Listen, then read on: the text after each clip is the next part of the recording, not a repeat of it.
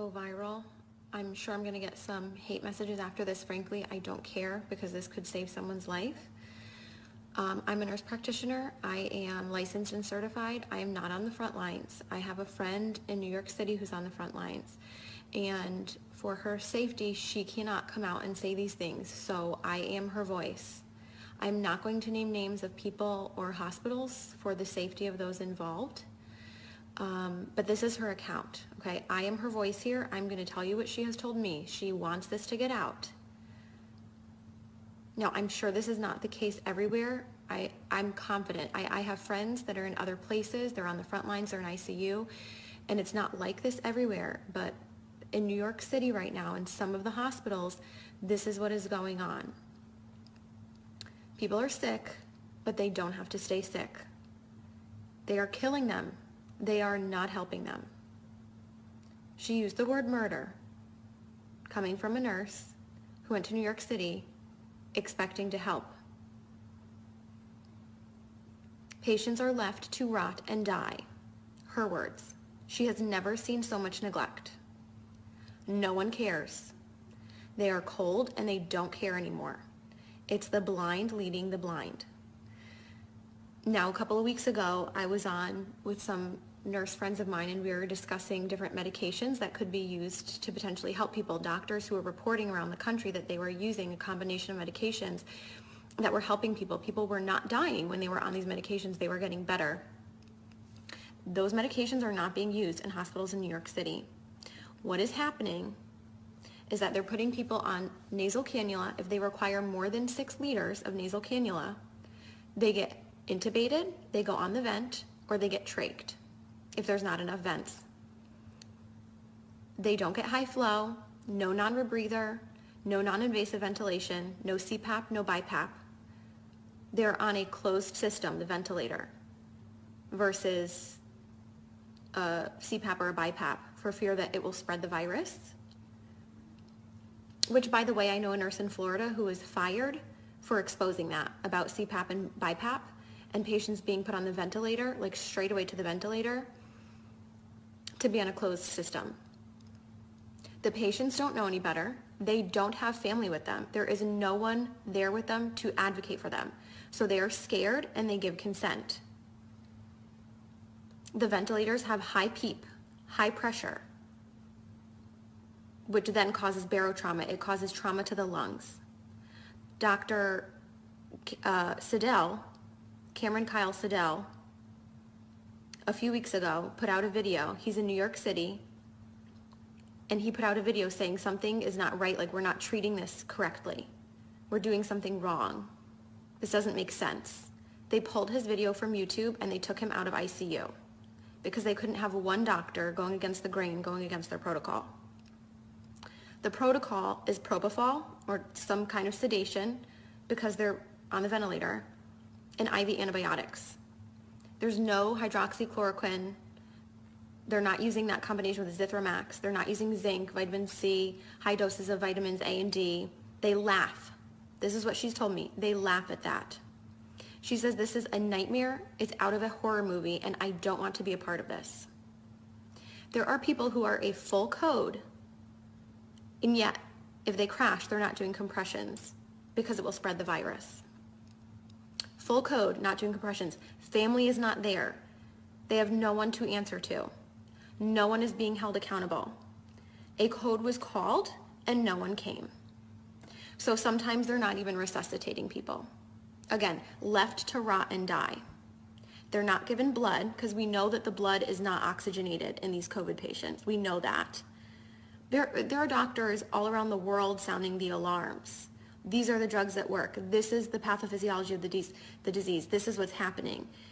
And for some reason, it's not changing. Even though we know, some of us know what's going on, nothing is changing on the front lines. They stay in the same PPE all shift, except for the top pair of gloves. So 2 pairs of gloves, or I don't know, maybe more than 2, but they're only changing the gloves on the outside. Gown, mask, whatever else stays the same because all patients are COVID patients. So if it's a COVID floor, it's all COVID, but it's not because some of them are rule out COVID. So even if they rule out COVID and they're not COVID, they're going to get COVID because they're using the same PPE all shift and they're carrying that contamination to all of the patients. They're not changing their PPE. They're not going into rooms. So they're running long tubing into the room so that they can manage the tubing from outside of the rooms. So if they're not going into the rooms, that means they're not assessing the patients as frequently as you would be otherwise assessing your patients. They are not doing rapid result tests.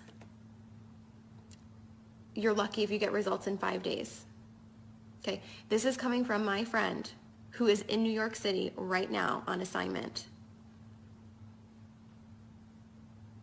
who went there to help, and this is what she's finding. It's a horror movie, she says. Not because of the disease, but because of the way it's being handled.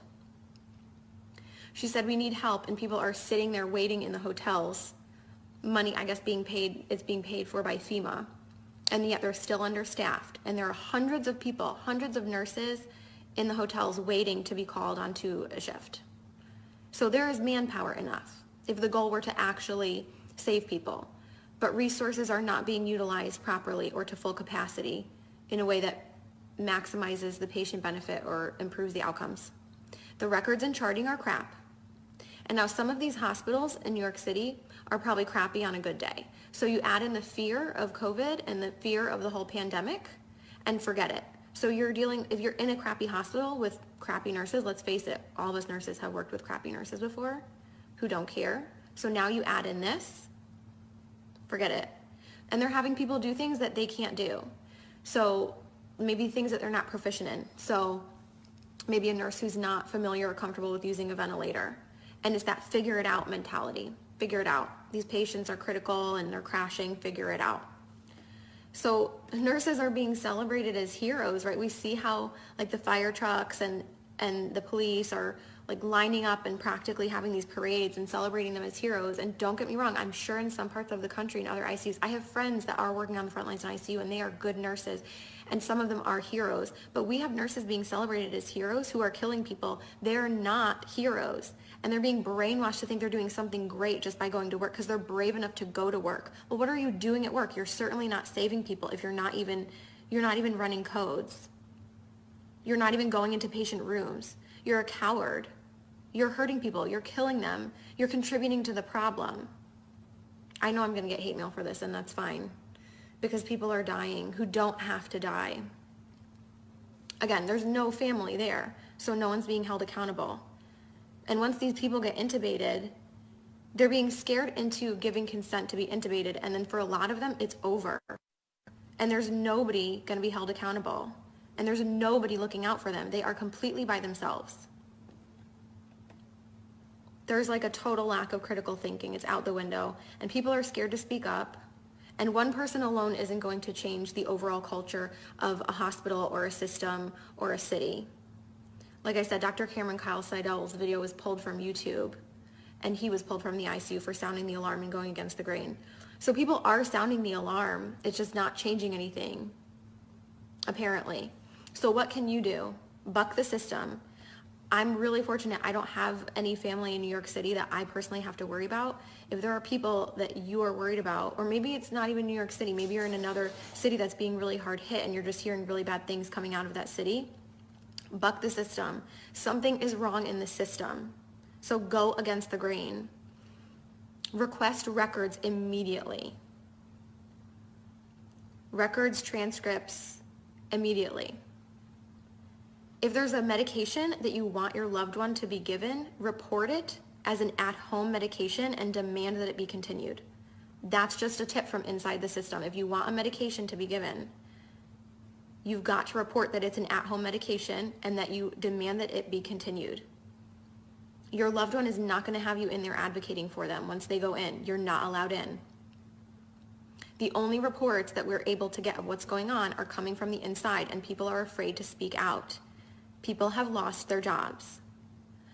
Do not give consent for intubation if you don't want to be intubated or your loved one to be intubated. Demand non-invasive or less invasive ventilation methods. As soon as you give that consent, you might not come out of it. Now, in some cases, it might be appropriate.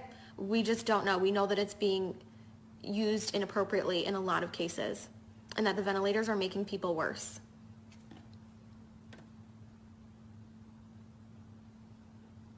Please share this video, make it go viral. People need to know this. This is the truth of what's going on from my nurse friend who's in New York City right now on assignment. This is murder, she says. People are being murdered and no one cares. Horrible care.